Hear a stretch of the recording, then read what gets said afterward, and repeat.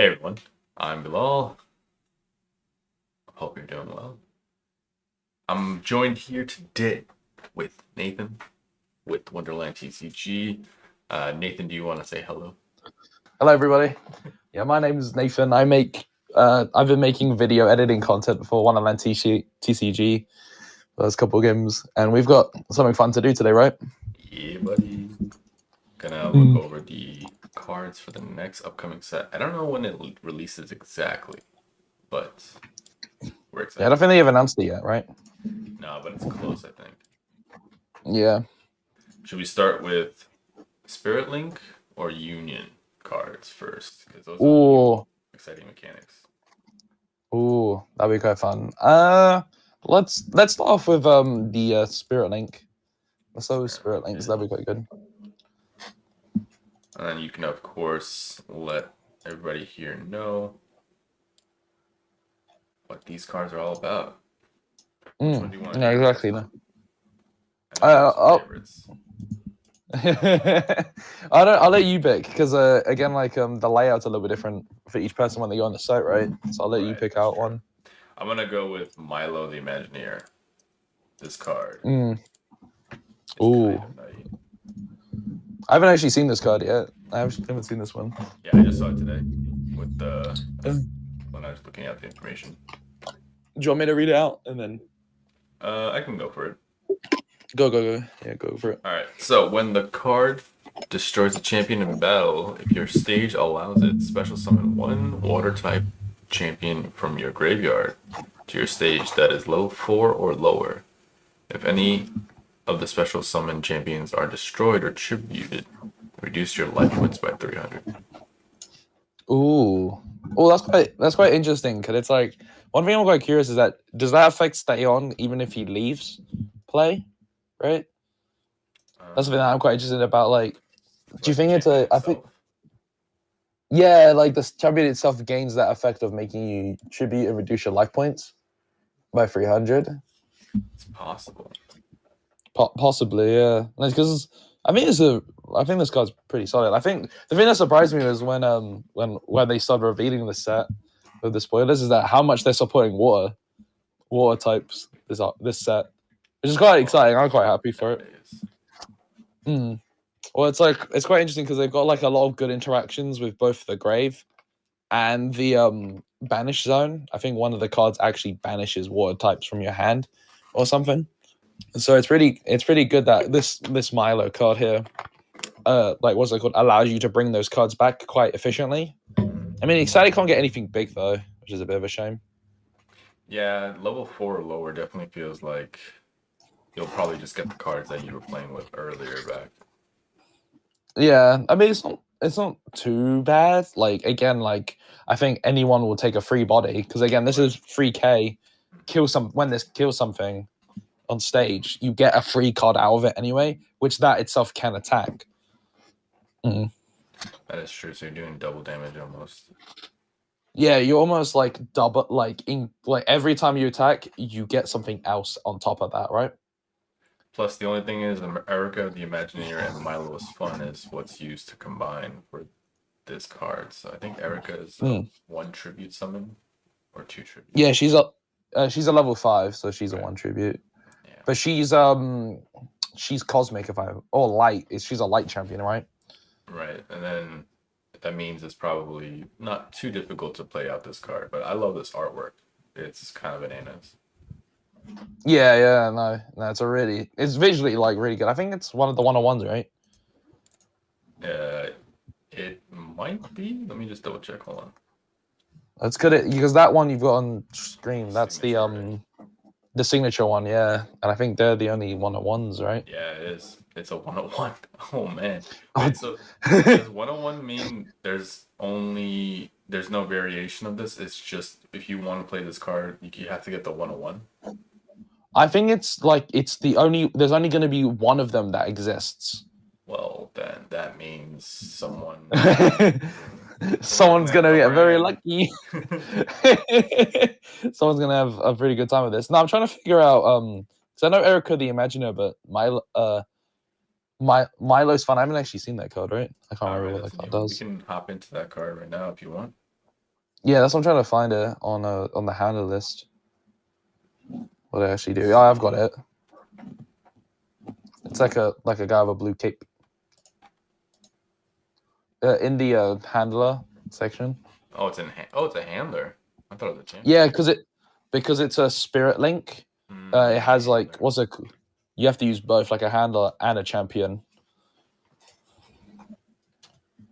See that effect isn't actually that, but I just read it what it does. That's pretty cool though. Mm, It's like a so it's surfboard almost. my boy's surfing. Flip a coin. If it Yep. lands heads, draw 2 cards and select one water type champion on your opponent's stage and return it to their hand. If it lands tails, banish your hand and draw a new hand. Oh, so you kind of win either way almost. Yeah, that's the thing that's quite interesting. Is that like what I think I can't remember the card now. I can try to find it in a second. In set 1, there's a card that literally gets water champions from your banish zone back into your hand or play for like an effect. So like even like so both sides of this aren't even that bad because like you always don't mind drawing 2 cards and you don't mind banishing your hand to draw a new hand. Like yeah, you lose out on a bunch of your resources anyway, but like water does have like 1 card at least that can interact with it, so it isn't too bad, right? Plus, if you have spell cards, you could always potentially put them down on the field before you use this ability so that you don't lose too Right, many yeah. resources. Right, yeah. It's because because I think we like established it before, like when we discussed cards, is that like a card becomes really potent when it can both it itself is really good, but more importantly the cards that make it up can be used otherwise. Like they're not just dead cards that don't do anything. No, of course. I mean, you and I know what it's like to draw. Like, Just draw video cards, and then like that's what I'm saying is that like Erica might be a bit of a dead draw because Erica can't be summoned by Milo. Well, I don't know. I think Milo's alright. I think it's a pretty solid card. I don't think it's the best water champion. I think as in like the best Spirit Link water champion you can get out. I think that still is we could talk about Ren, the Queen of the Ocean.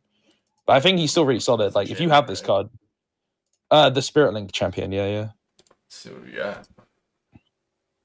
I think that one's a bit better. So she's I'll start reading out. She just today it was Queen of Ren, the Queen of the Ocean.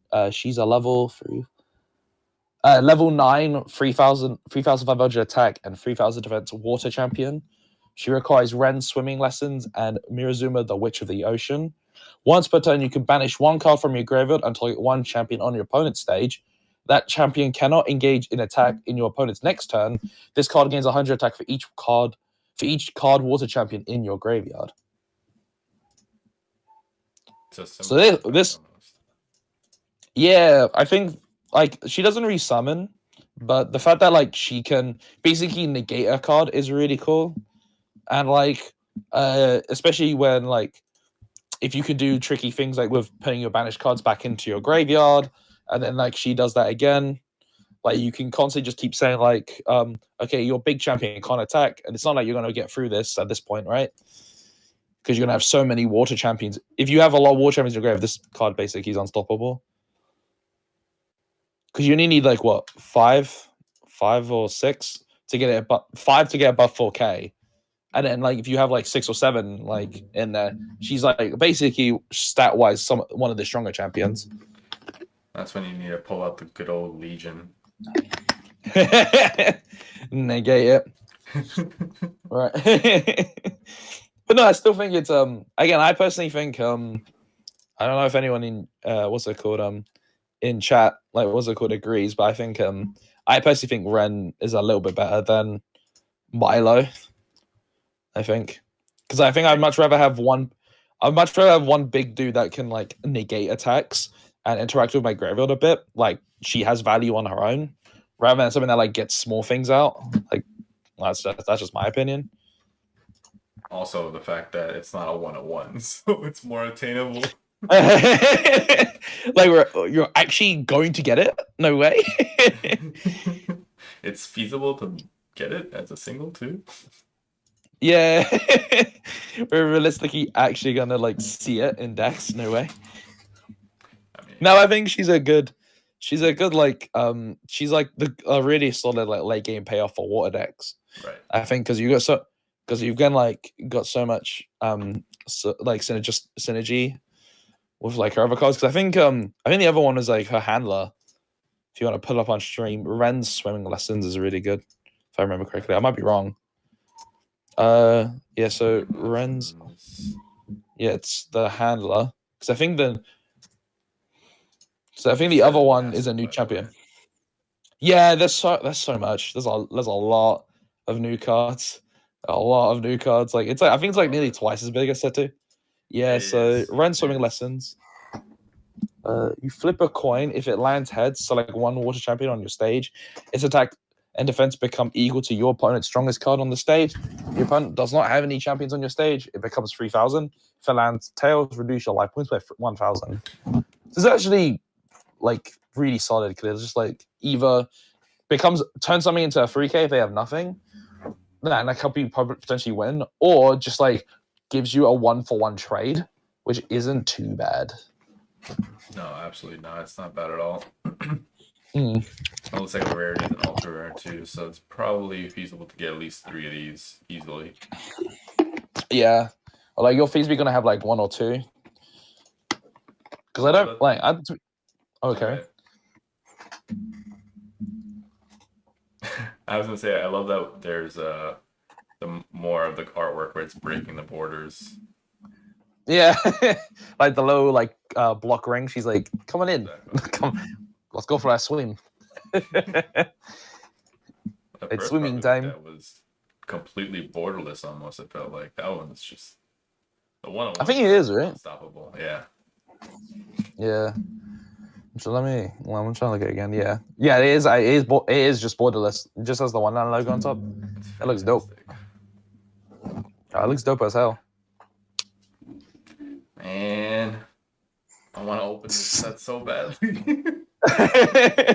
I like that's the thing that's gonna be like so annoying is like seeing these like, oh, these are so cool, right? Like, do I just keep them in a binder to look pretty, or do I actually play with it? Like, do you know what I mean? Absolutely. I'm a big collector, so I completely get it. Do you Yeah. have you gone through all the cards yet and had one favorite or at least a couple favorites that you want to discuss? I had one favorite. Yeah, I'm trying to find it. Like one personal favorite of mine that I'm actually really excited to try out. Let me just find it real quick. You know my favorite, so we'll go later. We should still talk about like let's see like what else it has. I think mine is like a really early spoiler, Zeke the Winged Guardian. Like they changed the border on it. That's Spirit Link, I believe. Yeah. It's another Spirit Link. They made it gold. Yeah, instead of silver. I like it. It's good. Yeah, so it's a level 6, 2100 attack, 1800 defense, win champion. It requires Zeke, Intrigue, and Winged Guardian from set 1. Each turn, you can discard one win type champion from your hand to add 100 attack points to your equipped champion. If the effect is activated, you cannot activate any spell cards during the same turn.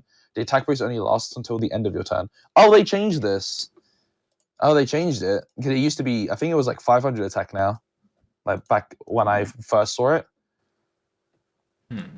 Ooh, that changes the card quite a bit. Ooh. Because 500 feels like a good stat boost. I don't know about 100 though. 100 feels a bit tiny for one card, right?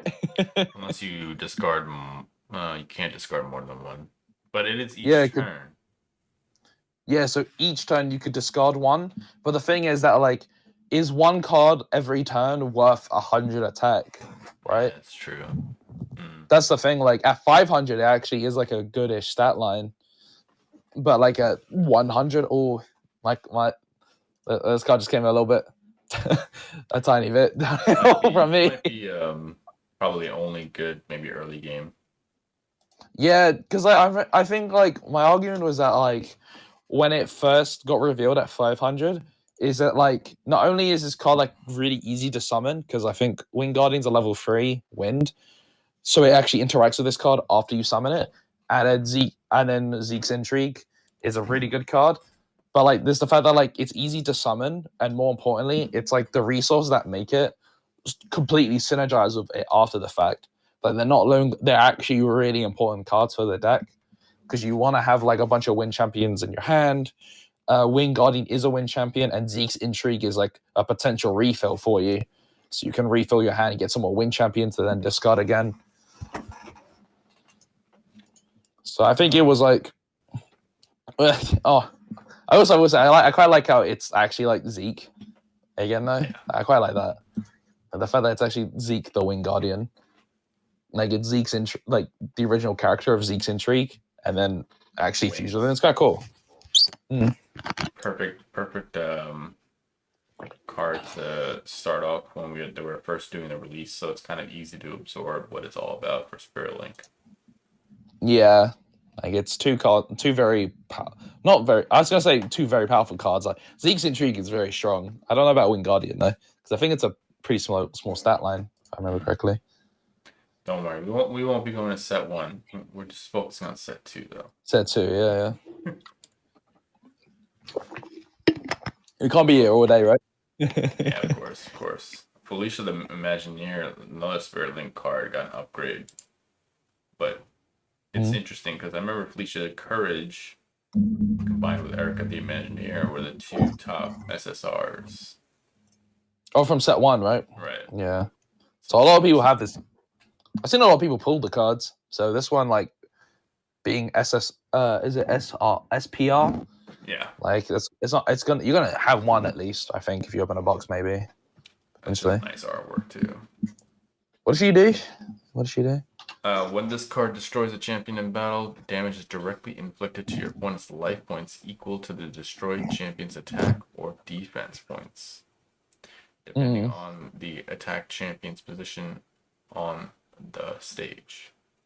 So if you hit an attack position champion, you deal damage to them because of attack, and then defense is the same, right? Right. So if it's an attack position, their attack points will be reduced to life points, and then if it's in defense position, you still take the damage. Yeah, you take your champion's defense. Of their defense. Yeah, which is pretty good because like we've seen like a popularity of like playing quite defensively, like. So, like, at least, like, obviously, like, defensive triggers and stuff, but at least, like, this card specifically, like, yeah, you might lose it, like, Felicia the Imagineer to, like, a trigger or something. But at least, like, if you hit a defense champion, you still deal damage, right? Of course. Because, like, this stat line is, like, again, like, really solid. Like, we don't... Anything above 3K is really good. Anything 3K like, in general is definitely really good. Well, it's hard to get to 3K, like, with normal champions, right? So seeing anything above that, it's like, oh boy, very good. We could look at one of the biggest attack characters if you want. Oh, yeah, sure. Which one's that one? One I'm trying to find. Jiro, Ruler of Time. Oh my god, yeah. I think that I'm trying to see. Attack. Yeah, I think because it uses the Time Ruler's Machine and Jiro, the Golden Pendulum from set 1. And it's 4,500 attack and 3,500 defense. A time champion. Once on the stage, all time champions you control are unaffected by all spell cards. Discard one time champion from your hand and toss a coin. If the coin lands on heads, your turn restarts at the end of this turn. This effect cannot be activated during your turn restart. So it's basically you get an extra turn. Plus, it's immune to spells. It makes everything immune to spells, right? Yeah, all time champions specifically that I can. Yeah. Or their opponent control. Yeah. See, like I remember, the thing that's quite nice about this is that now it kind of makes Jiro and then the Time Rulers, like Jiro specifically, like actually useful if you can't summon it, right? Because it's you don't have to do it from hand, right? I'm trying to remember if Spirit Link cards you can do it from hand. I'm trying to find it for us. Yeah, of course. Yeah, I'm mostly focused on the artwork for this set. I haven't dived too deep into the mechanics of the TCG with the new Spirit Link and Union cards, but Mm. they feel pretty. They feel fairly easy to absorb. Okay, so okay, yeah. Because to be fair, like the artwork obviously is gorgeous. Like this set visually looks really good. And I like the direction they went in, like with a lot of the art. Like it feels like the one at TCG, but they're also experimenting with new types of cards, which is really cool. So like that's the thing about that's really good is that everything feels like a visual spectacle, right? Yeah, Ryuka, the artist, is definitely doing work. He's cooking, bro. Just He's cooking. just breaking the borders too. I love that. I was like hone in on how cards can kind of like break that mold of staying within that kind of Yeah, lens. like it feels quite like the card itself feels very prominent because it's like, oh, it's not just confined to the border. So I just quickly checked the spells. So all the Spirit Link cards, you need the Spirit Link type spell Mhm. to activate. They all cost 1,000 life to activate, and you have to choose a champion on your stage and a handler in your hand. Then discard them to your graveyard to special summon your specific type champion, Spirit Link champion from your extra deck. The two discarded cards must be the prerequisite cards needed to summon the desired Spirit Link champion. So you need Jiro, Ruler of the Golden Pendulum, on your stage to summon it, which It's hard to do. yeah, because that card needs another card to summon itself. So it's like because I thought you could do it from hand, which like kind of makes them like, oh, you have this alternate value that you don't have to go for like all one strategy to get this card out. But now that you need to summon them, it makes these what's it called?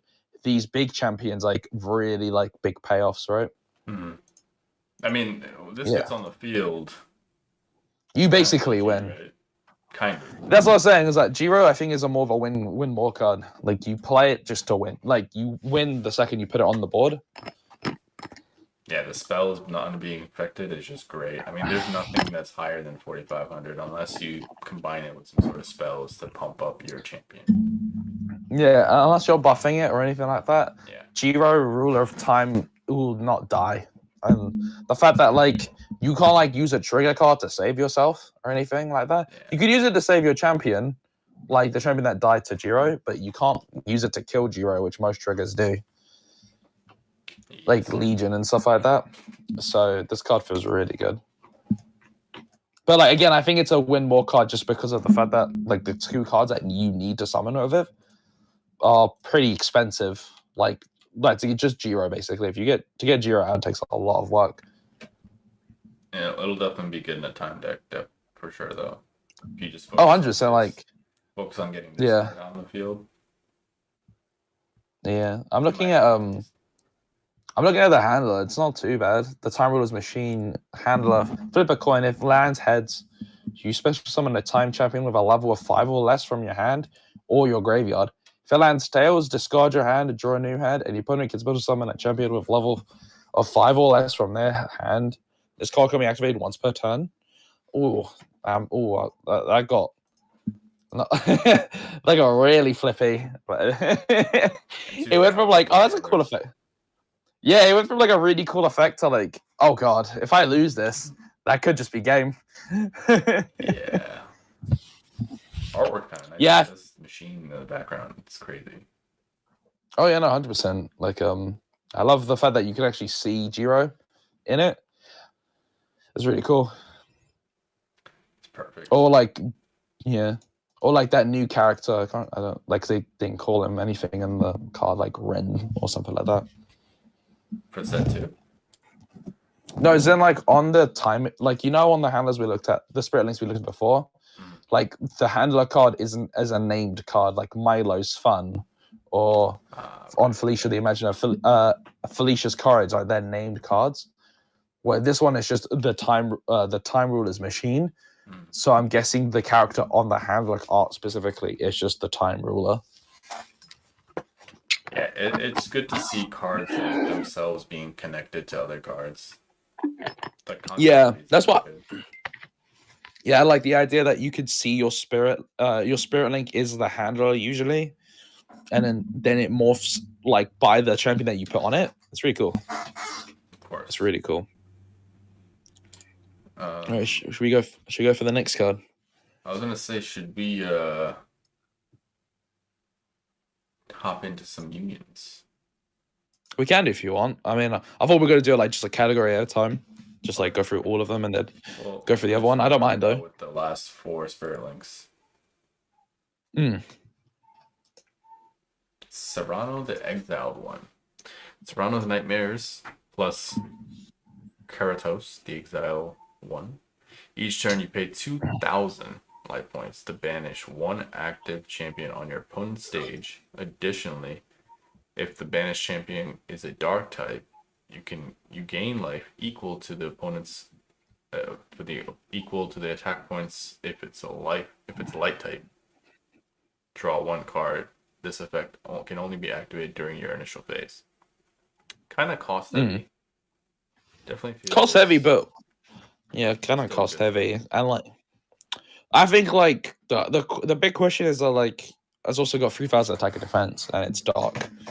So the thing that's interesting to me is that like how many decks actually want to pay 2k life, because you have to pay a k 1k life to get this out, and then like 3k, like 2k again on your next turn.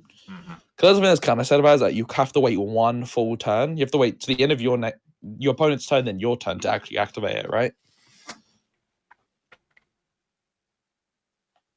More or Oh less. no, you don't. You don't. No, don't listen to me, because your initial phase is your first main phase. Yeah. So you could summon it in and you like instantly activate it.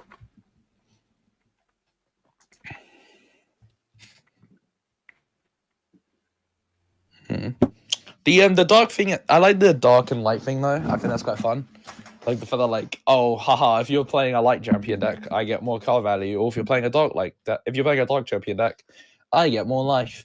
Right? I like that a lot. I think that's a quite like nice like little lore thing, or like a nice little like payoff. Like again, especially since like light champions are pretty popular. Like Felicia, like Erica the Imaginary and stuff like that. Like they're quite popular already. So getting like additional value for people playing those cards is quite nice. Same with Dark Champions. Mr. Dark. Yeah. Himself. Yeah, exactly. I know you like the dark deck that you're running right now. Yeah, like I don't like the idea that dark deck's gonna get cancelled out a little bit with this card. Yeah. Like it gets a tiny bit worse, but I think it's pretty right. Again, like good stat line. I think like removal, like we all know the value of a removal. So having a card that just is able to, even at a cost to kill something, is still valuable to some degree, right? Because you could like potentially like get the Karatos the Exiled one out to just like wait for it to like your opponent plays a menacing monster or champion, sorry. Then you get out your Serrano to kill it instantly. Like you just hold it. Yeah, it's like a combo within itself when you're trying to get this card out itself. Yeah, exactly. Card looks great though. Oh yeah, no, I like this one. I like that it's a different direction. Like it's a true like actual. It feels like he's exiled, or he feels like a dark character. I quite like that a lot. Feels really good. The next card we're going to be looking at though is going to be, I believe, a 1/1. Oh, okay. Dahlia, the Goddess of Nature. Oh yeah, no, there is I think there's a 1/1. There's two. There's the regular version, then there's the 1/1 version, right? I don't know. I think you can see on the page. Like. I think the 1/1s are the ones that got the stamp and the sign. Look, you can see her on the top, like on the top of the tab. Oh, it's still in the same spirit link. She's got the gold. She's a golden border, so the art's different. Let's see.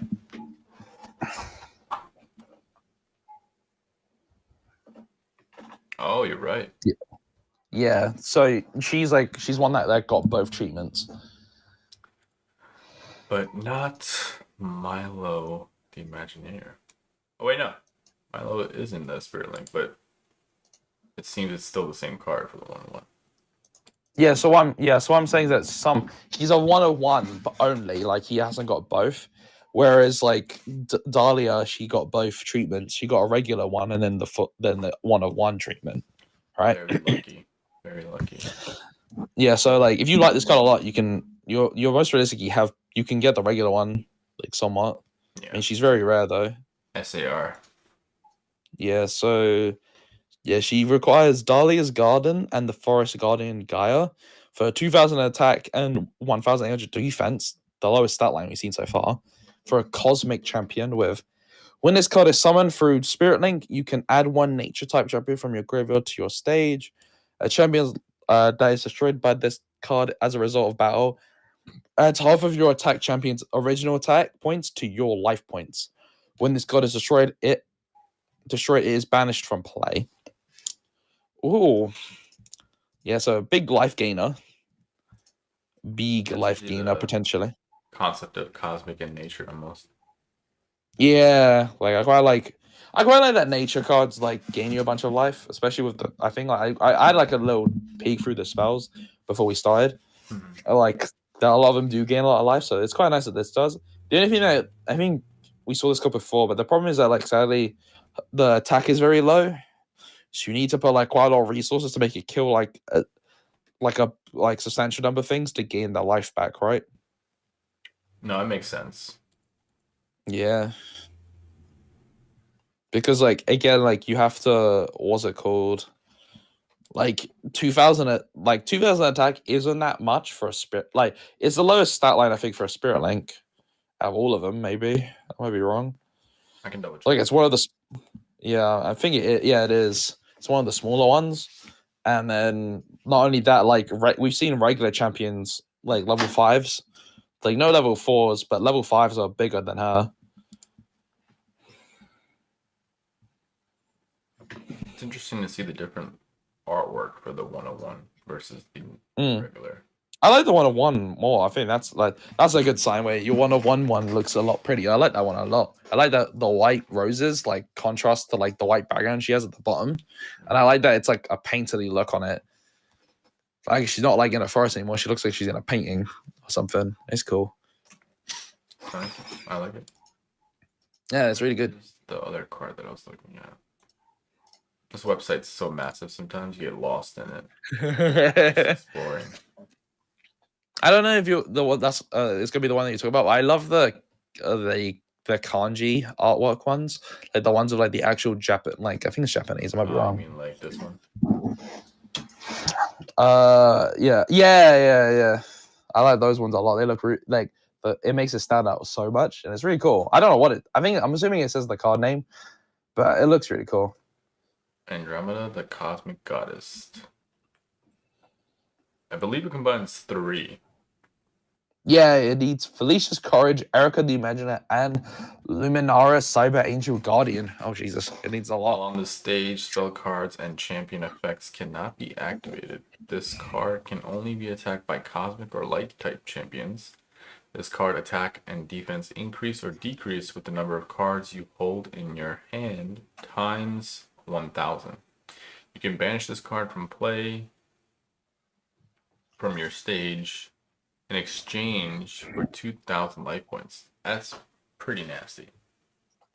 Yeah, I'm assuming they like did that effect so like if you want to activate spells, because it says no spell cards and champion effects can't be activated, including your own.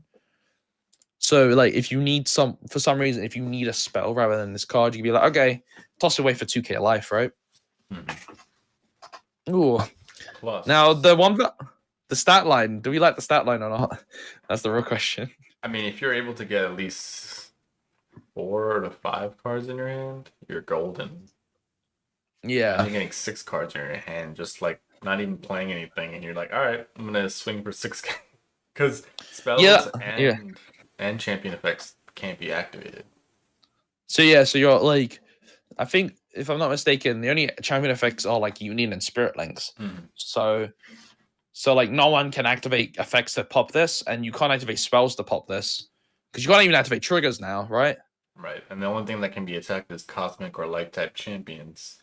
And if this is like 6k, it's pretty much just on the field indefinitely. That's the thing about. I think what they're trying to do with this card is that like once you get it out, it's very hard to beat because like you can't attack into it unless you're playing a light type deck or a cosmic deck. Which, to be fair, there are quite a bit of cosmic and light champions in this set, so it's not that impossible. But then also on top of that, like if you can't attack into this, it slowly grows to the point where you outbeat them, and you can't like play like you can't do like a tricky play to stop it anymore. Like no, you're just out. So I think like it depends on like what Luminara the Cyber Angel Guardian is. But I'm assuming it's like some special summon champion. Let me find. I'm going to look for it real quick. Let's see this champion Luminara right here. Special summon for sure. 3,200. Or am I just 2,400? Yeah, it is. Yeah. Yeah. So like the real question is, how do you get her out? Because you need her out on the stage, right? Let's take a look at the spells then. Yeah. The question is which ones it is. I wish they did like a they did like a thing of like when you click on a card, you could see the cards that make it. They might have. I just didn't realize. Let me see. I don't think it does, which is a bit of a shame.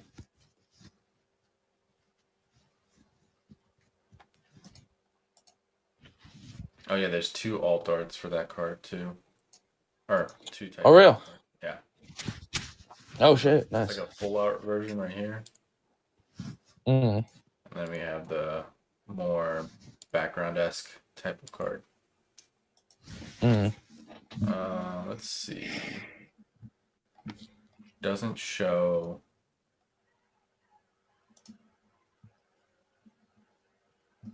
The spell card that it needs. Yeah, I can't find it either. Which, by the way, like we can get onto it in a later, but I think the spell quality definitely like increased this set.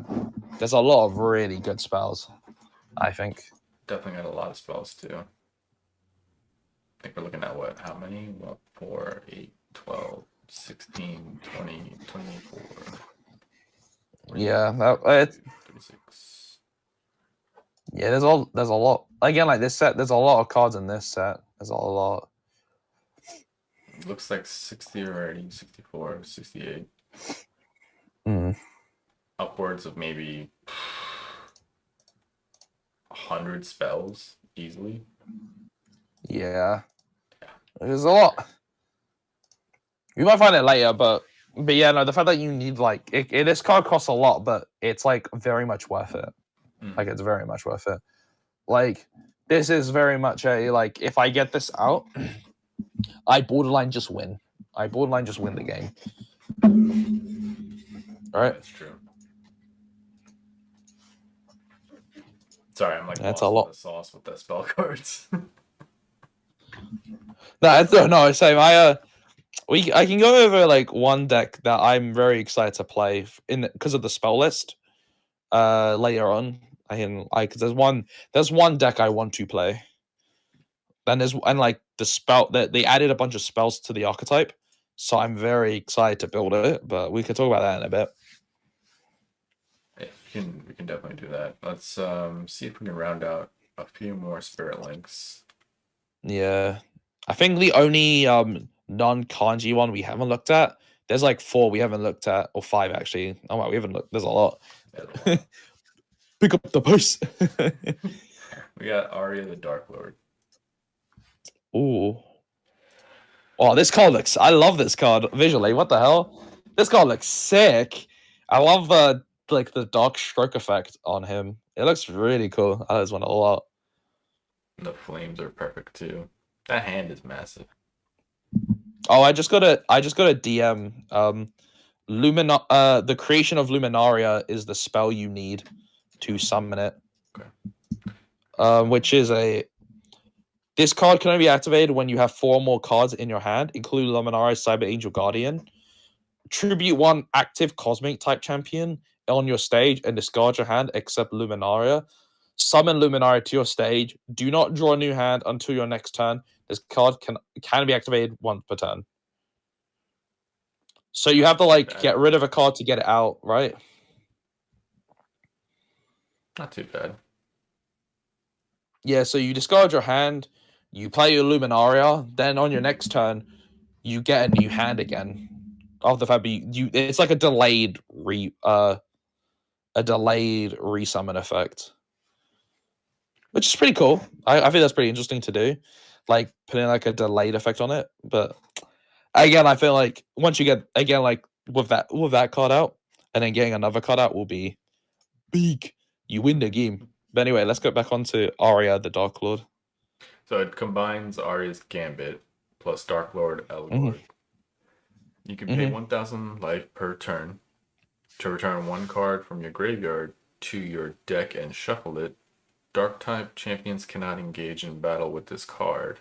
If this card is destroyed, return Dark Lord Elgord to your hand from the graveyard. See, I like this card a lot. I think this will go straight into my dark champion deck, which would be quite funny. I mean, yeah. How do we feel about the shuffle effect though? Because we haven't seen anything like this before. I mean, returning a card from graveyard is always a good thing, right? And shuffling Yeah, could be good or bad, depending on what kind of yeah. situation you're in. Because the thing about this that's quite interesting is that like you can almost view it as like kind of like trying to beat fatigue, like being out like running out of deck. Because like we've gone in a match now where you can run out of deck pretty easily, and considering that there's going to be more draw in this set, there's going to be loads of way. It's going to be quite easy to draw out of your deck.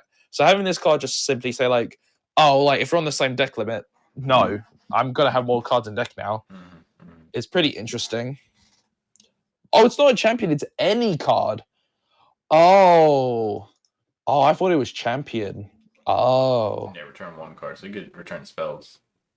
yeah, that's the power of it. I think return a handler or return a spell that you use to your deck. Oh god, that's scary. That's kind of freaky. I quite like that a lot. I like this card a lot. I think this card's really fun. It's not bad. It's not bad at all.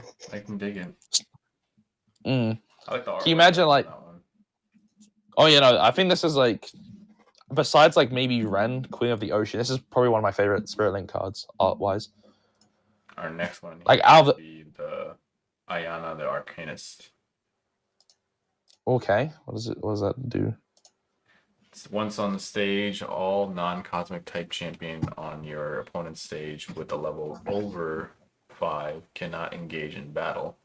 Additionally, once per turn, you can select one cosmic type champion on your stage, and it gains 200 attack points until the end of the turn. Pretty decent. pretty solid. Like, because like we've seen like there's so much interaction with when your champions are attacked or being attacked. So it's nice that like this card just says no, like no interaction whatsoever, which is quite nice. Do we like the like cosmic? Like I like that it's kind of like it pushes cosmic to the point where like if you can outbeat me, this card says no. This card's like no, you can't beat me now. Like in terms of attack power, especially since you need at least a level 5, more or less, for to beat her in stat. Yeah, 1800 or 23. Yeah, it's a good like once if you play this like if your opponent hasn't set up yet and you play this is really good, but also like this is probably a lot better like when your opponent has set up and you can play this card, because we haven't seen, because I think that's quite interesting, we haven't seen a lot of Spirit Links that actually pop a card. Like a lot of cards that say pop a card are like what's it called, spells and stuff. So this card is really solid. I think really solid, especially in a cosmic deck anyway. The dragon artwork's pretty cool. Yeah, like I thought for a second this was a champion, like a dragon champion. I was like, oh god, this is a cool dragon. Ayana's Wisdom, the handler card. And then yeah, that's the bounce card, right? From set 1. The card that actually bounces. Yeah, pretty solid. Pretty solid. Nice. We got next. Vera, Queen of the Undead. Oh, I've seen this. I like this card a lot personally. This one's a really cool one. It's the and Hela, Queen of the Undead. It's our first ghost type. This is a new type. This Is that? Yeah, I think it's a new card type, right? I might be wrong, but You're right. yeah. Let's see, once per turn, send one card from your hand to the graveyard and negate the effects of all spell cards on your opponent's stage until the end of the turn. This card gains 100 attack points for each champion in your graveyard. If this card destroys an opponent's champion by battle, that champion is banished from play. Well, that's kind of nasty, actually. Yeah, like this is a really big beat stick, and it's like a kind of like a grave hater card, which is really interesting because like we've seen there's a lot of ways to mess around or negate your graveyard, like as in like interact with your graveyard. A lot of decks do want to and can do it. So seeing this card just say like, yeah, no, it's quite funny. Imagine you're like, oh, you're playing a graveyard deck? Yeah, no, bye bye. I wonder if there's more ghost cards because I'm intrigued by this ghost type. I think the card that Hela Queen of the Undead is a level 6 ghost type. Okay. Which isn't too bad. Like I think the one thing that's really strong is that send a card from your hand, basically discard a card to negate all effects of spells. You can discard a champion, right? Yeah, you can discard anything. Yeah. Like it's like a better version of Zeke the Wing Guardian. Because it's like one card isn't worth 100 attack, I don't think, but one card is definitely worth negate all spells, right? Because imagine you remember when you in the 1v1 we did, imagine if you could just be like, okay, I'm gonna toss this one card away to negate all your triggers. Can you imagine that? I can just attack for free easily. Exactly. So I think this is a really cool card. I really like the design of this card a lot personally. And the art is, oh boy, it's gorgeous. I love that. Spooky. I love the contrast of the red and green. Like the fact that she has a red cane, that's a skull, but then has the green crown, on the original character. I've seen the regular champion. It's like a gold. It's actually got a giant green sword and stuff. It's really cool. Visually, this one's really cool. Set 2? Oh no, yeah, they're both set 2 cards. Yeah. Let's check it out then real quick before we go to the next card. Yeah, the next I can get. It's pretty nasty too. Yeah, I'm gonna try to get the handler. I'm trying to get the handler. Yeah, Vera's Conviction. Once per turn, you can toss a coin. If it lands heads, negate the effects of all spell cards on your opponent's stage until the end of the turn. If it lands tails, negate the effect of all of your spell cards on the stage until the end of the turn. Plus, getting Hela's the Queen of the Undead. Her it's about 7 costs. So you'll get 2 cards to tribute. Oh, she's a level 7. Mm-hmm. Oh shoot. Ooh.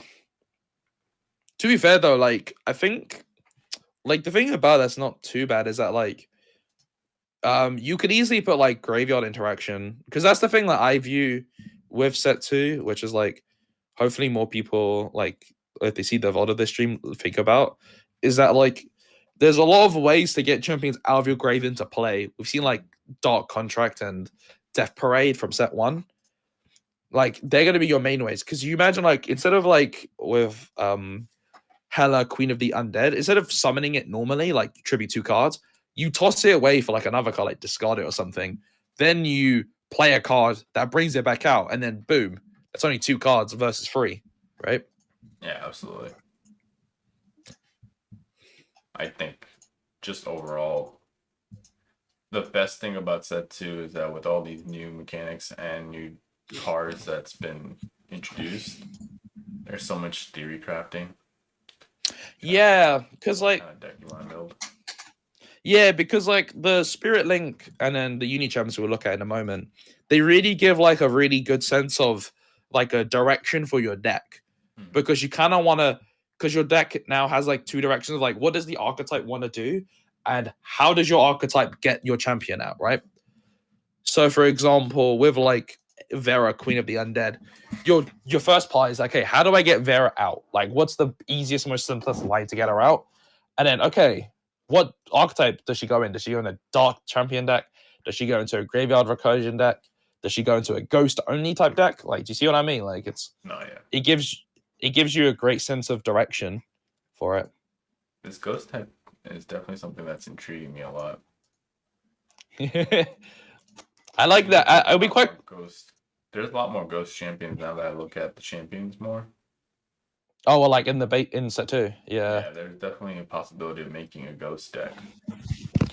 Yeah, it depends on like how many good level 4s and like 4s and belows they have. Because we've seen like, for example, Dark, right? The reason why you could build a Dark deck is because they have very good amounts of. They don't have like a large pool of Dark champions, but also like a chunk of them have good stats for their cost, right? Plus, before we move to the next Spirit Link, I do want to mention that there is one ghost type, 4 cost, 1600 attack, and the art looks pretty badass. Which one? Which ones is that one? Revenant. Oh, I think I let me pull up your stream. I might see it. Probably better to see it there. Oh yeah, that's sick. It's like some Taskmaster character. That looks cool. Exactly. That's cool as hell. Pretty nasty. I love it. I quite like when they go in the monster direction, or like in the direction where it's just not like like what's it called? What you expect? Yeah, yeah. It's really cool. It's really cool. Right. Yeah, but yeah. Sorry, go ahead. Oh, sorry. No, I was just gonna say like yeah. Overall, I think Vera, Queen of the Undead, potentially one of the stronger cards we've seen. All honesty, like Makes one sense, of the like. since you can actually get it on the field. It's not like that. It's not that unfeasible to get her out, and her effect is very strong. And plus, her stats are really good. Like the fact she's a stat buffer. She's a card that buffs her own stats, but then also just has a generically good stat line overall. So. No, absolutely. I agree with you. Yeah.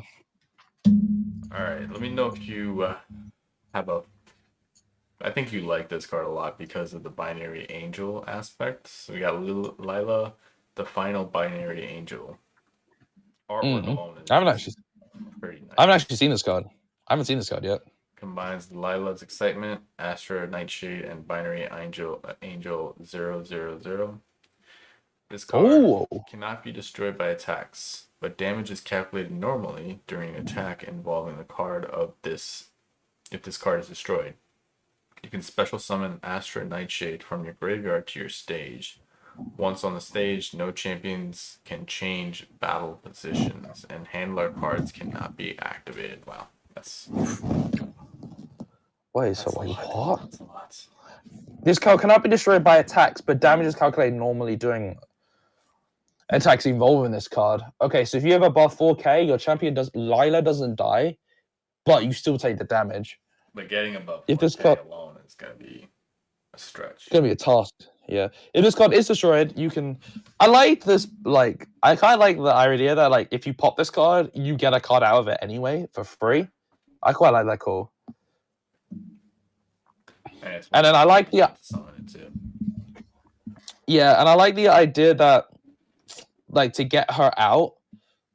What's it? Once you get her out, she basically like hard locks the board. Like she says, like, oh, you have some attack champions that would preferably be in defense because of me. No, you can't switch now. I quite like that design. I think that's pretty cool. Plus, if it does get actually destroyed, and you get Astra back on the field, handler cards be activated. Yeah. And I think what I love the art. I like that this one's got like an abstract background on it. That's really cool. I feel like I'm quite interested to see like is there ways to get binary angels out in this set? Because we saw in set 1, binary angels were like the Exodia type effect. Yeah, let me see if there are any promos or structure decks, but I'm pretty sure I saw there's one Union champion, I believe, that actually interacts with binary angels, like specifically. But I'm intrigued to see like there's any more like because I remember there's the shenanigans I used to do, which was I think you've seen that deck firsthand, which was I discarded my binary angels to bring them out, like using like Death Parade and stuff. So like if that's probably the main way you get this card out, I'm not too sure. But again, like I like this card. I mean, this card's again, I think it's a bit of a win more card because of like how much you need to get out, right? I think it is feasible to get it out though.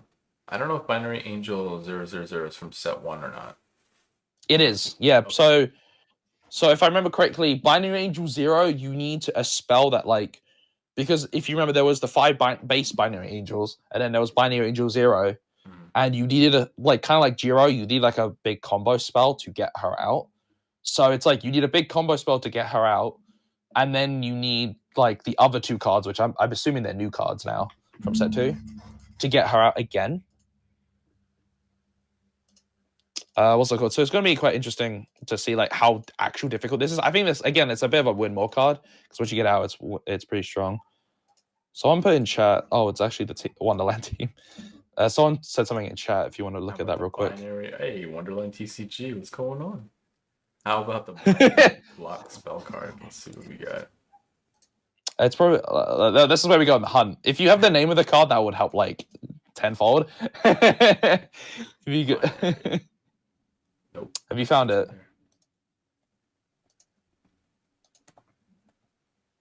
That's not working. Because I'm looking for the spell now because if it probably is called binary something, right? What's it called? Binary block. What? Oh, oh, that's like the actual name. Okay, what does it do? It's active on the stage. All champions with the word binary in the title cannot be summoned or special summoned by any players. Oof. Oh, okay. Targeting. This art's really cool. Yeah, visually it looks really cool. This is where like my binary angel deck just gets like a hard like oof, like it's tanks. Completely negated. It's like no. Unless you can destroy the spell card, there are some options to do that though. I like that this card like it's a specific hate piece card. So you could like sideboard it or something, but like isn't like when you go against an opponent. I don't know if sideboards actually exist in this game. They do. I'm mistaken. You could like if you're going against a binary angel deck, somehow in round 2 of the match, you could be like, okay, let me just sideboard in a binary block, like switch it in, which is quite funny. And I like that you don't have to pay life for this effect. Like it's a very specific hate piece. So it's just like no. And then be easily good to go. The question I'm curious about is that binary block obviously stops binary angel for coming out, but does it stop the specifically the spirit link? I'm not too sure. Because I know. Oh, because it is a bite. Yeah. It's because I'm trying to look. Lilia, the final binary angel. So this will it will. Yeah, exactly. So you can't even send out your Leela at this point if it comes out. This is kind of pretty funny. You just kind of maybe need 1 or 2 of in your deck to kind of get around anyone who's playing binary decks. Yeah, I would honestly like. I would sideboard and like up in my side deck. Do you know about sideboard, Bella, or not really? I know I haven't dived too much into the sideboard side deck kind of thing yet. Yeah, so it's basically like you bring your base deck and then you can bring like a small stack of cards that like because usually when you play a match you do a best of 3. So whoever wins 2 matches out of the 3. And in the first match you play with your base deck, and then in the second and third match you can before the game starts you could choose a bunch of cards to swap out and stuff. Right. And then the side deck I believe it's 15 cards or that's the extra deck. Yeah, I think if I'm not mistaken, the sideboard specifically, because you can't interact with the sideboard once the game starts, besides like that deck switching stuff, is I think it's like 10. Usually it's 10 cards. So you're like, okay, so you could be like, okay, I'm going to bring some soft hate. So like, I don't have to waste a slot in my main deck for it. But if I do go against it, I have cards to swap out for it, right? Right. So like in your sideboard, I can see this being like a 2 or 1. Because you'd be like, oh, that one time I do play against Binary Angel. Bye-bye. If I'm not playing against Binary Angel, I'm not like losing a spot. Yeah. Wonderland over here saying yes, it does. So it looks like we got some agreement here. Yeah, because they were saying like, because I was asking, does Lilia not be? Is she a Binary Angel herself? And she is. So you can't like binary block stops her from being summoned. It's a good one, definitely for sure. Yeah, again, I think personally Lilia is like a win more card like really strong, like pretty hard to beat. And like once you get it out, it's like solidifies the game for you, which is like do you personally think that's really good, or do you like value like just more value oriented cards? I think the effect itself kind of has some control, um, Mm, especially since you can just keep swinging for 4K mm, and not have to worry about being destroyed, even if they're yeah, like in defense position or whatnot. But yeah. if his card is destroyed, you can get your card back after the Nightshade, which is one that you need, and handler cards cannot be activated. So from then on, you just need to get back Lilo's Excitement and then Binary Angel, and then you just go all over again if you have multiple copies of this card in your deck. All right, so you're saying like this card potentially, like once you get it out, you could summon it multiple times in the game, realistically. Yeah, as long as you Ah, have the other two components, Lilo's Excitement and Binary Angel, then you're kind of good. zero, yeah, Because Astra will come yeah. back on stage, and if you have a possibility of getting Lila's Excitement and Binary Angel again, Like, oh boy. then you're back. Then you just need a Spirit Link card to get it going.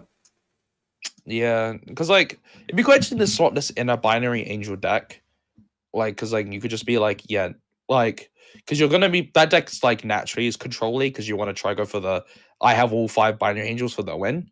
Mhm. So you could be like, I'm going in this pure control archetype, and oh, if the stars align and I maybe want to pivot to a different strategy. I'm gonna go for the Lilia, the binary angel play, right? Do you see what I mean? Like you could like you have the potential to pivot in that deck, so it'd be pretty cool to see.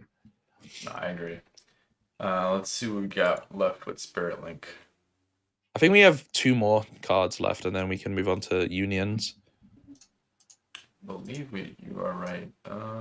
We might have 3 Because actually. oh, is there 3? Oh, sorry. So I'm gonna Because go I with the see, bottom one first. yeah. Because again, the layout of the site's different. What for both of us, right? So Yeah, it changes every time you click it, I believe. yeah. So you have So which one are we Asami looking the at? Infernal Dragoness. Oh yeah, go for it. Asami's Pride plus Infernal Scarlet Dragon. Once on the stage, all non-dragon type champion on your opponent's stage with level over 5 cannot engage in battle. Additionally, once per turn, you can select one dragon type champion on your stage, and it gains 300 attack points until the end of the turn. Pretty good. So this, Definitely a dragon. so this is, yeah. So this is Ayana, the Arcanist for dragons, right? Mm-hmm. Because it does the same. Like you can't champions level or 5. wasn't it 5 or high level higher than 5 that aren't dragons can't attack. Mm-hmm. And then does a stat buff thing. I think this card's really good. I mean, this card's really solid, especially since that dragons are getting a bunch of support this set. I mean, this card's really solid. It's great artwork. Since yeah, I like this like direction of like she's like this mecha dragon type deal. I think that's really cool. It's like a almost. Yeah, yeah, and I think isn't Infernal Scarlet Dragons from set 1, right? That's the card you use. I believe I might have used that one. Yeah, yeah, and it's like I think we could look at handlers at another point, but I think like this card is pretty solid. Like dragons again are like with the context of dragon getting a bit more support in this set, this card like does look really solid. Like a stat buff feels really good. This card negates like attacking. Especially since dragon might not be a very popular type of deck in itself. Yeah, I can see that. Yeah. I think it will get more popular now because like again I think they pushed like a bunch of dragon support cards in the set. So yeah. Are you looking at Asami's Pride? I was trying to, yeah. I found it. It's like a guy on a white hoodie type in a handler slot. We can look at the handlers after the fact if you like, or we can look at it now. I'm looking on your stream. I think it's silver border. I know there's a lot of silver border cards, but hopefully that helps you. You're right. Yeah. So do you want me to read it out, or do you want to read it out? It's a nice artwork. You can read it out. I'm gonna just stare at this artwork. I like free share. Toss a coin. If heads, select one champion on your opponent's stage and banish it until the end of your opponent's next turn. If tails, select one champion on your stage and banish it at the end of your turn. If you control a cosmic type champion or a dark type champion on your stage, ignore the coin toss. If tails, the card only be used once per turn. Oh, okay. Quite interesting. I'm intrigued by like it interacts with the dark champion and the cosmic champion thing. Like, because like if you're gonna put this in a drag, if this makes a dragon champion, like it would obviously like be too synergistic. Maybe like if it was Cameron champion, like it's like if you have a dragon champion, ignore the tails result. But honestly, not too bad because the thing about that's quite interesting is that you lose it for a turn. Yeah, and in some matchups, like you kind of wouldn't mind that because you get it back, right? Because you're just like, okay, I lose my dark dragon champion, but then I get it back, which then can be used later. This right? art See what I'm saying? cute. I don't know what that's on his head. Sorry, I'm like distracted by the art. He's got like a little. They got like a little like puppy like plushy thing. I want to know what this dune buggy thing is. Like my man's zooming. It's pretty adorable. Zoom. Yeah. But back on the actual like Asami, the Infernal Dragoness. I think that's a pretty solid card, especially for Dragon decks. Like, doesn't require too much resources to summon, which is really good for the deck. And it's like you're not paying a lot for quite a bit. Like, do you see what I mean? Yeah. Like it's not a lot of resources, but you do get something out of it, right? No, it's true. And I think we only have one more, right? I think the only one we haven't looked. Oh, two. Sorry, Jadora's Starbreaker and Starbreaker, and another one, and then Ayana, the Solar Voyager. Mm-hmm. You want to read this one? Yeah, I'll read Jadora. So Jadora, the Starbreaker is 3,800 attack and 1,900 defense. Level 9 for Jadora's Assessment and Galactos, the Starbreaker for the Light Champion. Once per turn, you could banish one card from your graveyard and target one champion on your opponent's stage. That target loses 100 attack for every Cosmic type champion in your graveyard until the end of this turn. This card gains 100 attack for each in your graveyard. Cosmic type champion in your graveyard, sorry. I think it's a slight typo too. Loses. That target loses 100 attack points for every Cosmic champion in your graveyard. I quite like this. I think it's interesting that like you get like a big stat buffer, and then like to do its other bonus effect, you have to do like what's that called? You have to what's that called? Remove your buffer cards like in your grave, right?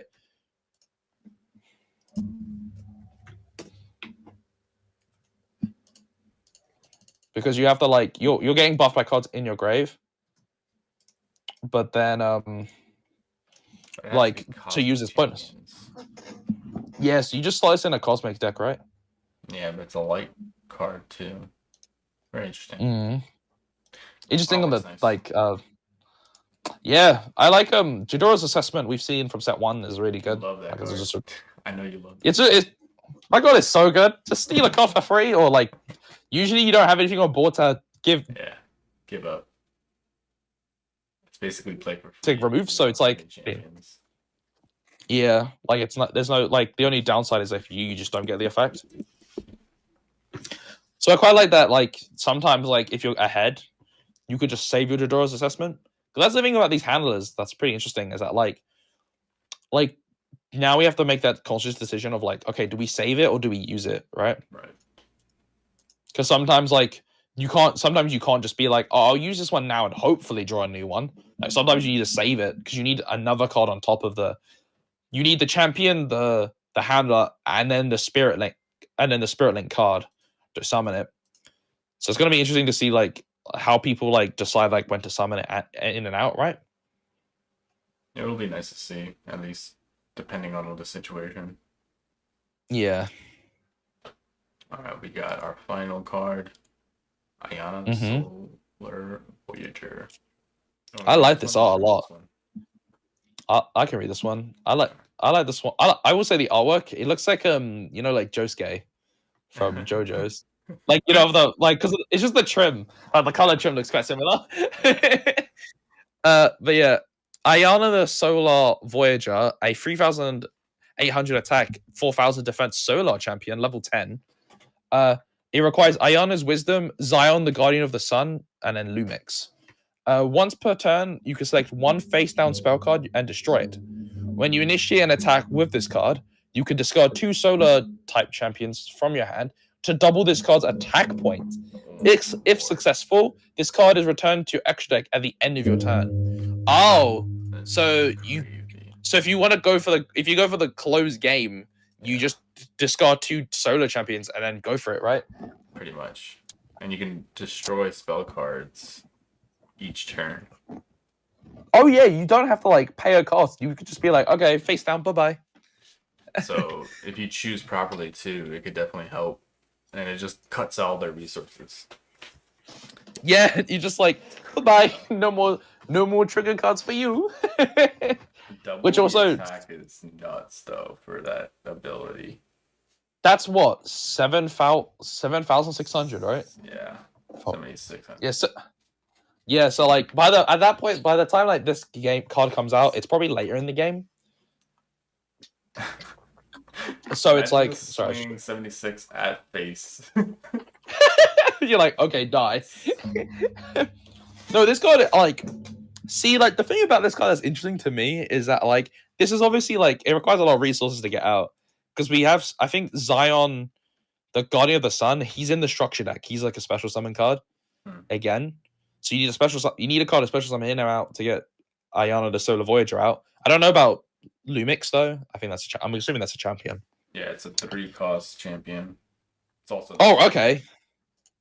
Oh, okay. So that's even better. So what I'm saying is that Ayana the Solar Voyager, right, requires a lot of resources, but like unironically, like if you can hold 2 solar champions in your hand, this card wins the game potentially. Because like we have to factor in that a lot of people are going to be building Spirit Link decks. And Spirit Link decks, you need to pay 1,000 life to activate them to get them out, right? Yeah. Plus, looks like Zion, the Guardian of the Sun, is a special summon. Yeah. So that's what I was saying earlier, is that he requires another card to get him out. And I think that's in the structure deck.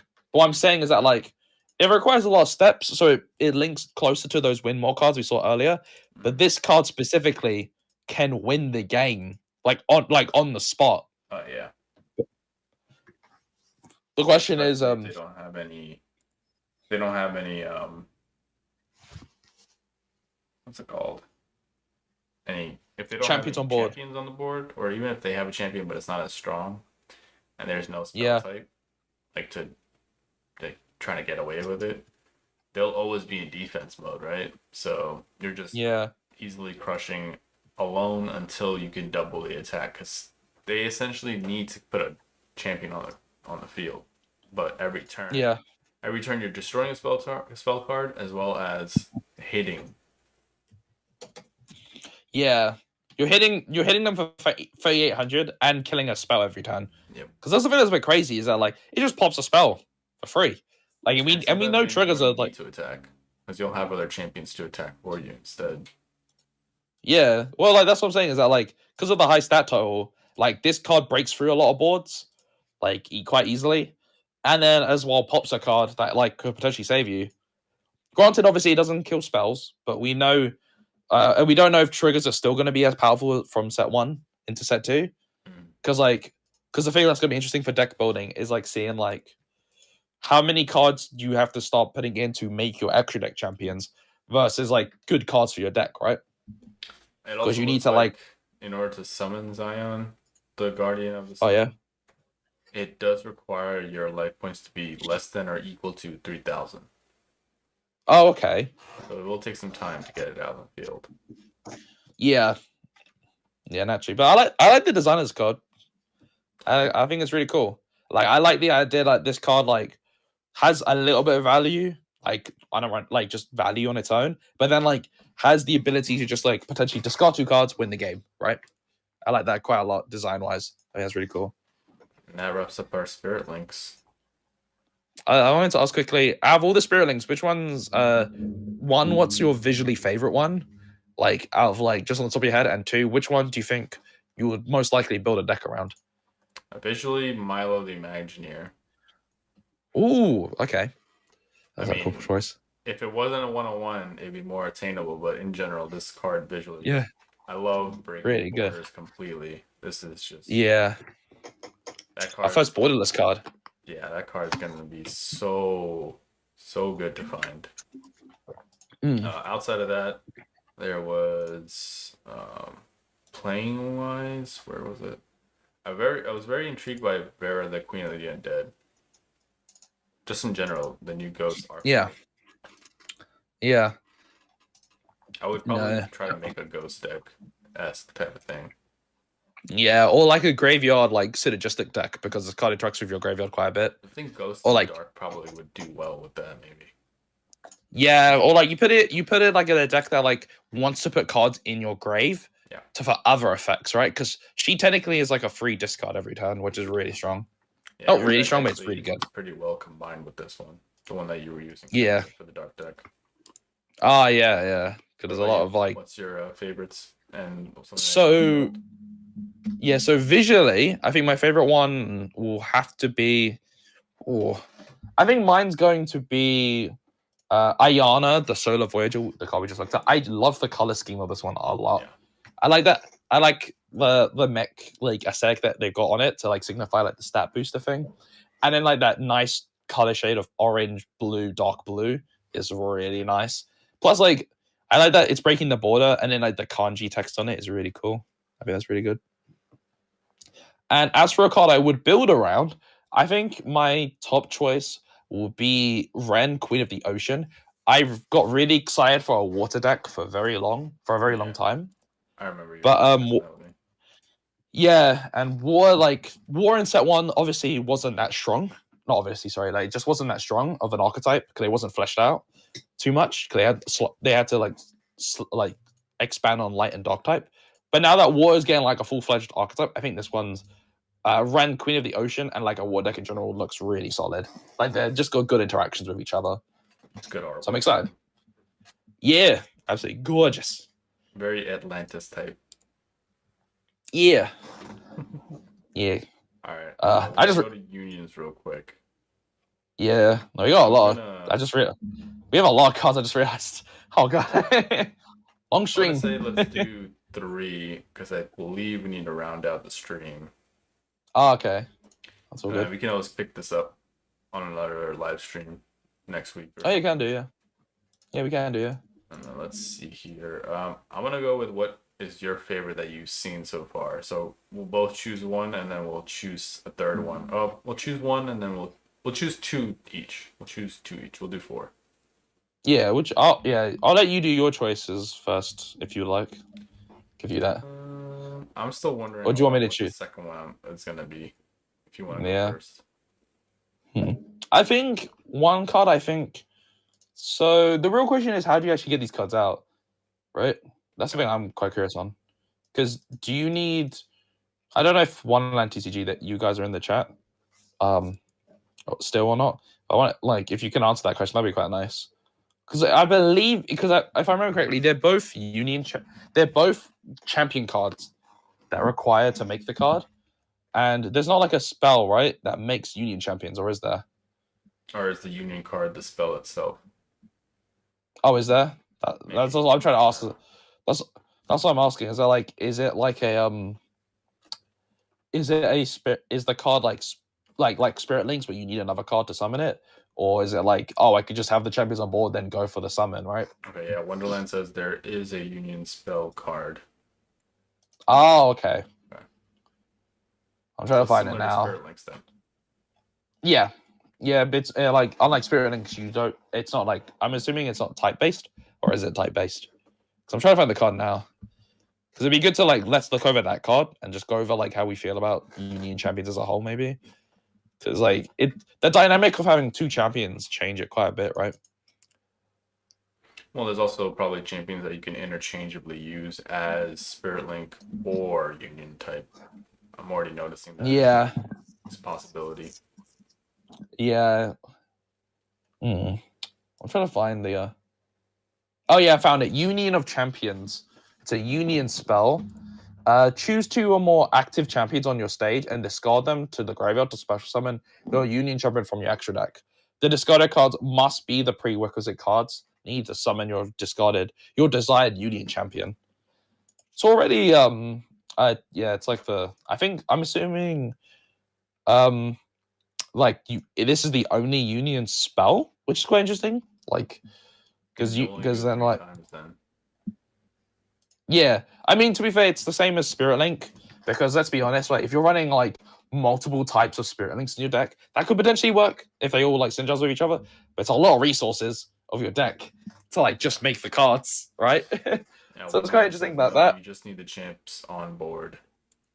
Yeah, so you need your champions on your stage to summon them, which again is quite interesting. I think Spirit Links in that regard might be a bit better, maybe easier to summon. Sorry, not better, but easier to summon, because you need only one card on the board, one champion on the stage, one hand in your hand, and then the Spirit Link card. Whereas this, you need both champions on your stage, and the Union card. So it's a bit it's interesting, like to figure out like which one's actually better. No, yeah, it makes sense completely. So you can only have. So essentially, if we're talking gameplay wise, you can only do Spirit Link 3 times, and you can only do Union 3 times if you're able to do it until its maximum potential. Yeah, like what's it called? In your base deck without any specific like interactions or changes, you could do it 3 times. Yeah. Very interesting. Yeah, it's also interesting that the Union champion spell doesn't require life. Mm-hmm. So compared to yeah, like I think personally it's a little bit harder because we've seen like how difficult sometimes it is to keep 2 champions on your stage at the same time, right? Mm.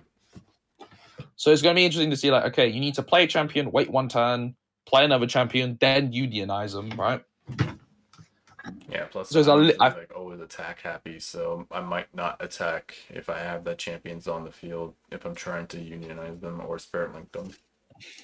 Yeah, I mean we've seen we don't have to go into detail too much about, but I've seen like a couple spells that there's spells obviously that bring champions back up from grave, but also there's a bunch of I think there's not a bunch. There's a few spells that protect champions while on the stage that they can't die. Mm-hmm. So you could potentially run a lot of those, which is like again, if we could do it on another stream or something another time. Look at them. No, yeah, of course.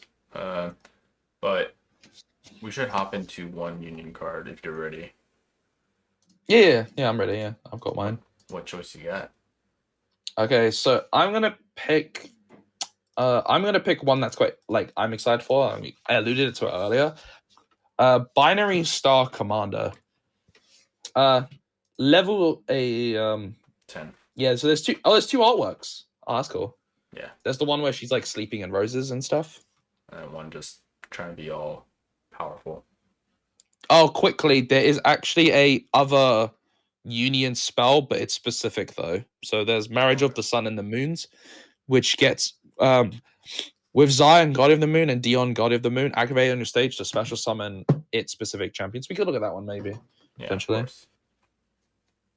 But no, I picked Binary Star Commander. So 3,400 attack, 3,000 defense.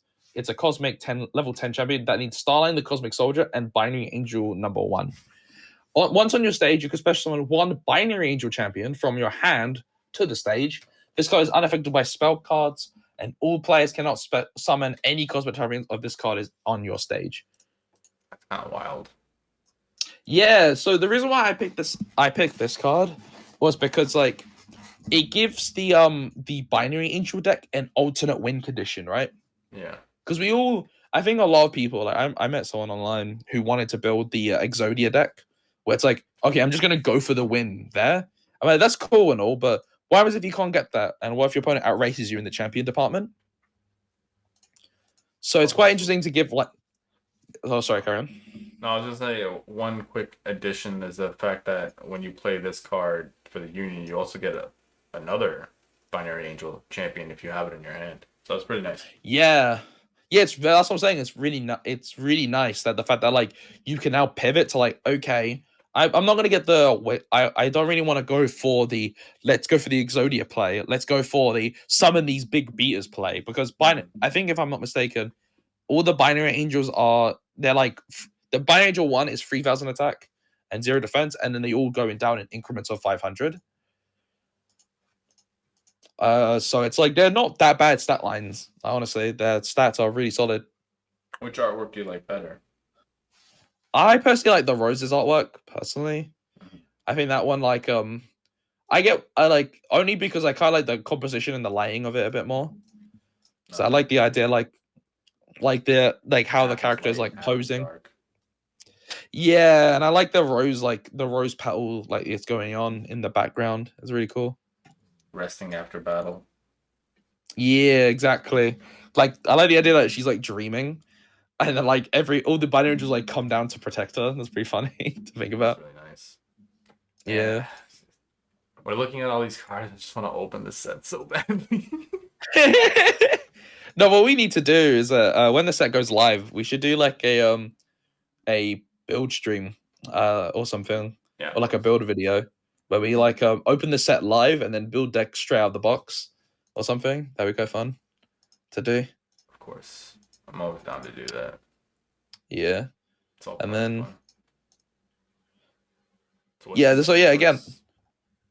Yeah, again, like I think this card has it's quite cool to give like an old archetype or like a not old, but like a previously established archetype, like a new set of tools, like a new direction to build upon. So it's really cool. I like this one a lot. Yeah, one of the cards I've chosen is gonna be like that. It'll definitely be nice to bring that up. Yeah. All right. What's your card? You go first with your two choices. I'm saving mine for the ending. I'm just kidding. I'm kidding. No, I'm gonna go with my favorite card of the entire set. You already know this card. Knight of the Golden Bloom. Artwork phenomenal. Features absolutely gorgeous from set 1, Valyrian Knight plus Bloomtron Angelus. And once this is unionized, each turn you can discard one solar type champion from your hand to select one champion on the stage to send to the graveyard. If this effect is activated, you cannot activate any spell cards during the same turn. So, in my head, I'm thinking, okay, I can essentially have one champion card in my hand, play my spells first. Yeah, then do this effect. Yeah, it's a good like level. That's pretty good sequencing. I think the thing that's interesting with Solars, I like the idea that the Solars, I like the theme, like honestly, of like they are more they discard themselves for costs. I think that's really cool. The thing that's going to intrigue me is how many Solars are actually in the game, because I know there's only a couple from set 1. And I'm just going to quickly, like, personally, I'm just looking through real quick. Yeah. I mean, there's a couple. The starter deck, there's one. There's Zaun, the Guardian of the Sun. That's already in the set. So it's going to be interesting. The deck around this guy, of course. Yeah, I think this will be tough. Yeah, but I think more interestingly is like Solar like has the potential to be a deck because we've seen like if you get the new Solar champion and then the Solar champion from set 1, there's a lot of cards already like there to discard, and then we've seen like one spell Day of Ragnarok that wipes all the board except Solar champions. So there's definitely a list. There's definitely like a deck potential for it. Is it Day of the Ragnarok or is it Wrath of the Ragnarok? I think it's Wrath of Ragnarok. That sounds more correct. I had that card. That one card is nice. Yeah, so I think this card is very solid. Like again, trading one card for a pop is really solid. Exactly. And just being like, yeah, no. free card, free pop, and then swing. Good stat line as well. Like 3K. Can't go wrong. Yeah, can't go wrong 3K, yeah. 100%. I feel like it's not super difficult to get this card on the field too. Yeah, it depends on Bloomtron Angelus, what that card is. I haven't seen that card yet. I can take a look real quick before we go to your next card for the Union. Yeah, I'm looking for it now as well. Bloomtron. I don't remember that in set 1, so it's definitely something in set 2. Oh, is it a set 1 card? I don't remember it in set 1. Bloom. I love that we have access to all the cards on the website. Oh, there it is. Oh yeah, let me see on The your mech stream. card. Interesting. What level is it? Level 6. So it would require a Ooh. tribute summon. Ooh. Ooh. Okay. Yeah, because I can see the sequence of play being a bit awkward. Like you have to play both, and you know what would be quite interesting? I think would be a fun deck is doing a what's what I'm looking for? A discard resurrection deck with this archetype. Because like you have a lot of cards that want to you discard all your solo champions and then you bring them back out again. That's true. Which is like pretty cool. So like, that definitely is a deck list, I think. Like, you could definitely build a deck around that. Because then you have a lot of slots for like generic cards as well. Yeah, definitely a good card. Right. I was gonna say quickly, I was gonna pick a card that I haven't seen before, but I feel like I need to pick a card that I want to build. So I want to go on a tiny tangent on it. Of course. So the card I want to talk about for the Union's champions is the Echo Mecha Omega line. Oh yeah, I remember this. The line I'm most excited for. So we'll go. The one that I think is a lot easier, but I feel like both are pretty simple, is Echo Mecha Omega. 3,500 attack, 3,500 defense, mech. It requires alpha, beta, gamma, and delta for the Echo Mecha, so 4 champions. Once per turn, you can roll a pair of dice. If one of the dice rolls a 6, you choose one mech type champion from your graveyard and special summon it. If you roll a double 6, special summon one champion from your hand to your stage. A lot of dice roll, but pretty good ability. Yeah. So the thing that was interesting to me, like I was leaning into before, is that we're seeing more dice rolly cards in this set. So like in the spell slot, I think there's like 2, and then there's like a handler, which interests me in like building this as an archetype, as the dice rolly archetype. I think in the spell they're all expeditions, like jungle expedition. There's one called Sea Runes Expedition, which you roll a dice, draw cards equal to the dice rolled, and then you discard until you have 5 cards.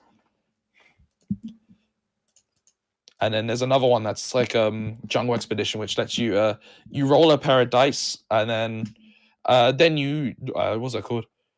You place your hand on top of your deck, you shuffle equal to the result you rolled, and then you draw a new hand. Right. So again, like pretty interesting. And then like the ability to, it's kind of like almost a safer handler card, but you're just dice rolling. Yeah, exactly. It feels like Zeke's Intrigue, but with no like you always get to do the get a new hand thing, which is pretty strong, right? You don't discard, but it's still pretty strong. The artwork on this is nice too, and I know there's another Echo Mecha card that is a little bit. Yeah. Yeah, the Echo Mecha Omega battle mode, which requires all the other Echo Mechas, and I think you need a spell to get her out. But she basically has this card can be special summoned by spell card, the Ritual of the Battle. Once per turn, you could discard 1 card to destroy 1 spell card on the stage. If this card is destroyed by battle, draw 2 cards from your deck. And the fun part I like is additionally, dice rolls receive a +1 value when you roll when active. So if you roll like let's say like a 4, it increases to a 5. Yeah, it's pretty nasty. Yeah, it's pretty interesting. Like this, I have a graveyard special summon deck that like special summons champions pretty easily. I might, if I get enough of the Echo Mecha cards, I want to swap it out for the Echo Mecha package and build like a full on like I summon my up because if I'm not mistaken, the miniature parts are all level 5s. Because they're pretty hard to get out. So it's like that almost Exodia type thing where you need all those parts. Yeah, to actually get it moving, and that can be pretty difficult. Yeah, they're all 5 level 5 2Ks attack and defense. Yeah. So they're pretty hard to get out, and they're not great stat line wise, which is why like I'm thinking about putting in a deck where like you have a bunch of cards that can easily summon them out. If you like summon them from grave or summon them through your deck, stuff like that. So yeah, I think a fun deck. I don't think it's very strong, but I think it's very fun. Like I think it's a fun deck. Fun, I agree. Yeah. Plus, I like the nature / Gundam aesthetic they went for. Like it's a little bit. It looks like the battle mode is really nice. Yeah, I like that they switched it from like a silver border to a gold one to like fully like lift it up. Fleshes it out more with the background design. I like it, but yeah, the Echo Omega itself is also a good design because one, it still breaks the borders as well as has that little cute companion almost. Yeah, I don't know what that is, but it looks funny. Yeah. You know, I think personally, I think Echo Mecha Omega is the stronger one because one, it's a lot easier to get out, and two, like it synergizes with the deck that I like. It synergizes as well because you can potentially get your Echo Mechas back out again, right? Which would be pretty fun. I wish this card had the dice plussing thing, like the easier one to get out has the interaction with the dice roller stuff, but for the battle mode. Yeah, like I wish like the like this one interacts like this rolls dice, which is pretty fun. But I like the idea that it rolls dice and like boosts your dice roll. Might be a bit too strong because the problem is that like I don't think you can have both out. I think that's like magical Disneyland. Like if you have both out. Yeah, exactly.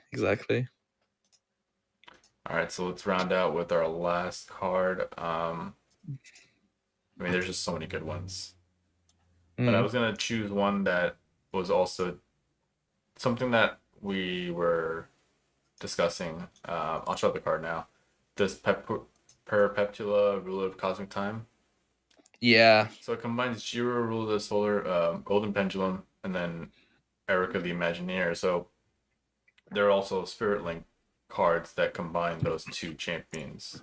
So it's kind of like you can go either direction with those two cards. You can go Spirit Link or Union, and it still is like kind of like a help you with the win con for the game. Yeah.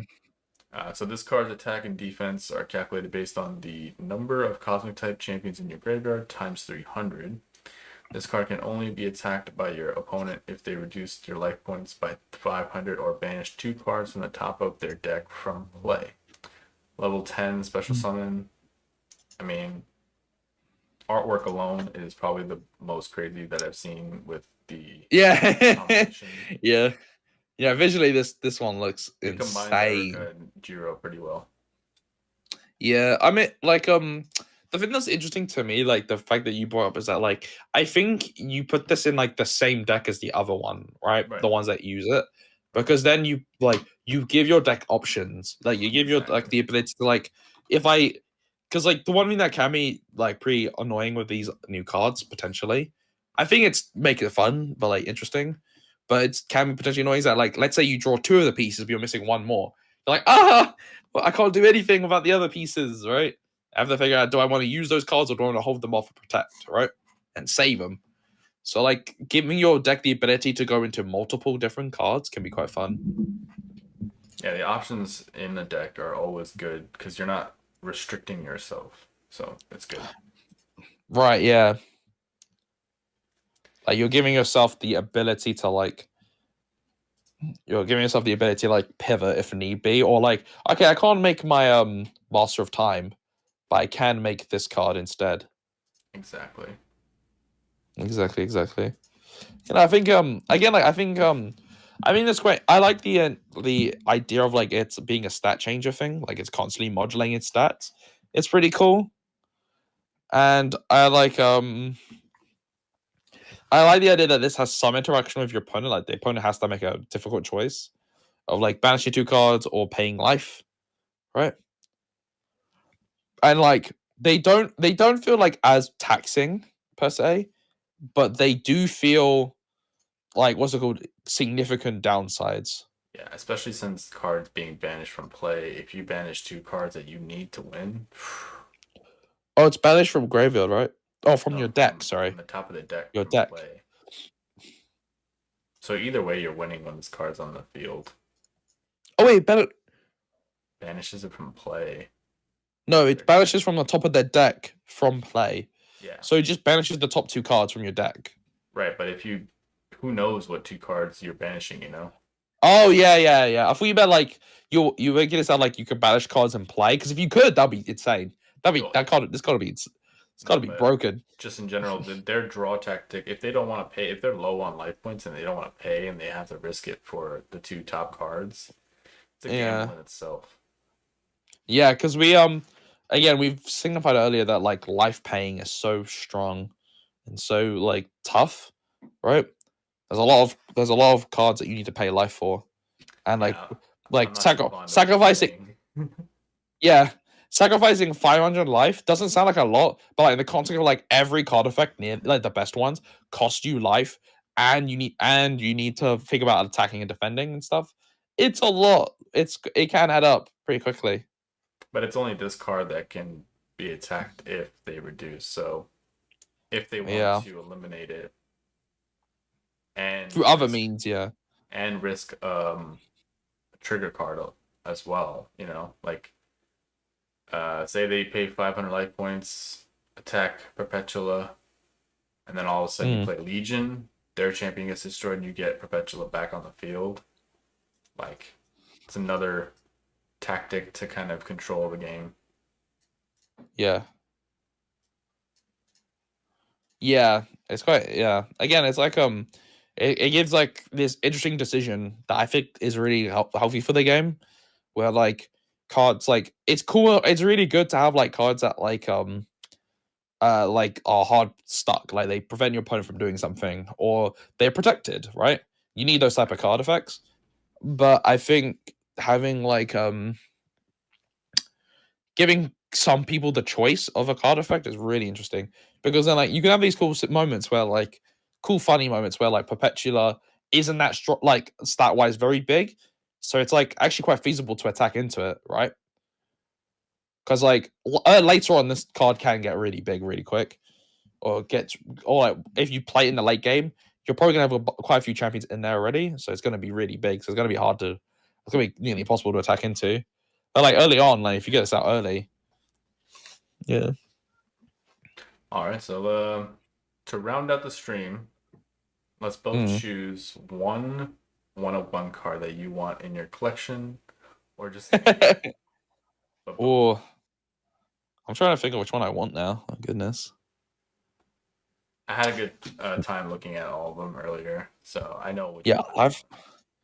because my initial choice would have been the Spirit Link cards, but the problem is that like for me would be the problem is that like okay, I have these Spirit Link cards, but I need 3 copies in my deck, and one of them is always going to look cooler than the rest. Exactly. And I'm like, I kind of don't want to do that.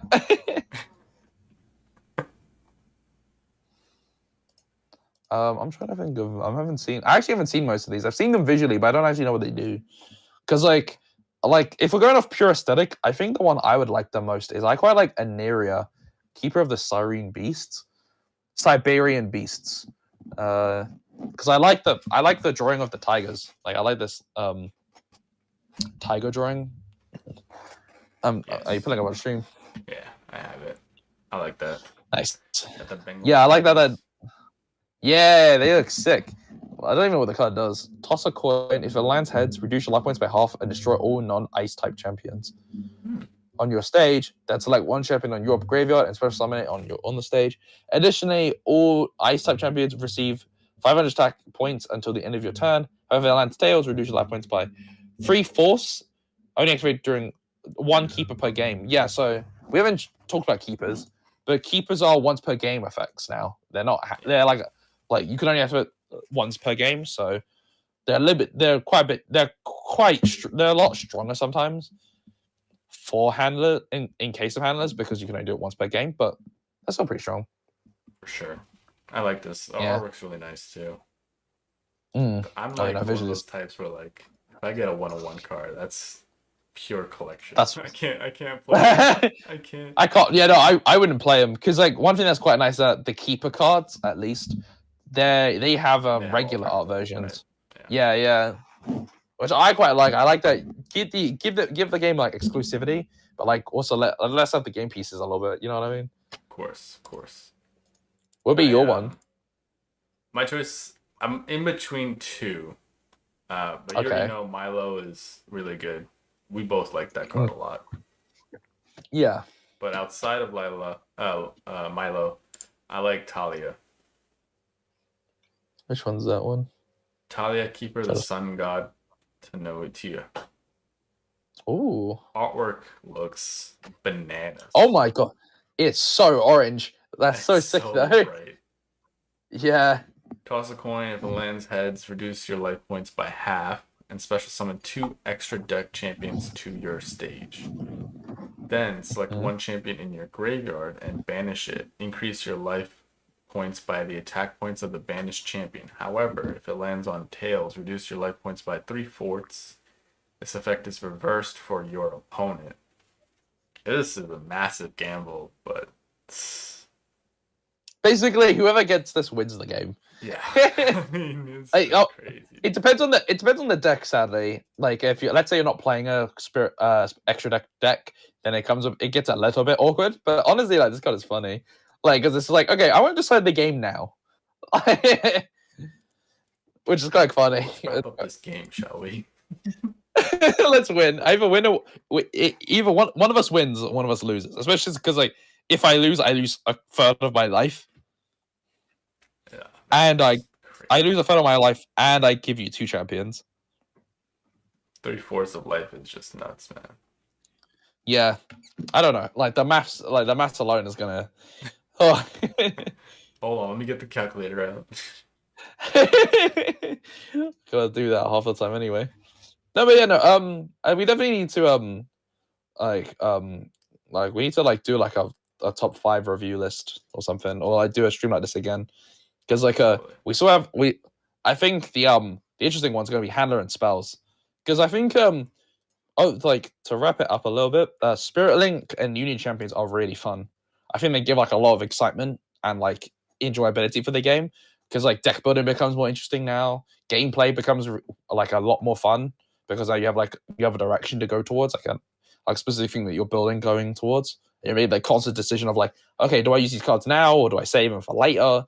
Do I use them like for their initial value, or do I save it for like I want to get my Spirit or Union Champions, right? Exactly. And the Union Champions itself, they're all really fun. Like we've obviously seen like some of that are like a little bit worse than others, like but like overall they're all really fun. They all have their own strengths to them, and like in their respected decks, they can definitely work out, right? Yeah, and even if you can't use them, they're great for the collection. Yeah, they're good visual pieces. That's like the top of this game. Yeah, visually, this game looks gorgeous. It's just visually, the cards are unique in the sense of how the artist is going about it. So it's every card piece stands out so much, of course, and feels like an actual like it really like stands out. Like especially when we played like on webcam, or we played physically. Or like when I play physically, like every time someone, even if they don't play card games, they see the game, they see the decks, or they see the champions, they're like, oh boy, what's this? This looks sick. Exactly. Yeah. So, do you want to end off and drop your info, your socials? I'll also put in the description later as well. Yeah. So you can find me on what's it called, on Instagram, Natan_Sweeney, Natan_SWEENAI. Again, I'm a full like part-time video editor, full-time game designer, and like what's it called, audio engineer in my spare time. Card game enjoyer. As always. I wish there was like an actual title you can give yourself. Card game enjoyer. card game enthusiast. Yeah, that's a better way to put it. Or you could do connoisseur. Card game connoisseur. But be sure to check me out on Instagram and YouTube. Hopefully, I'm gonna be releasing some content real soon.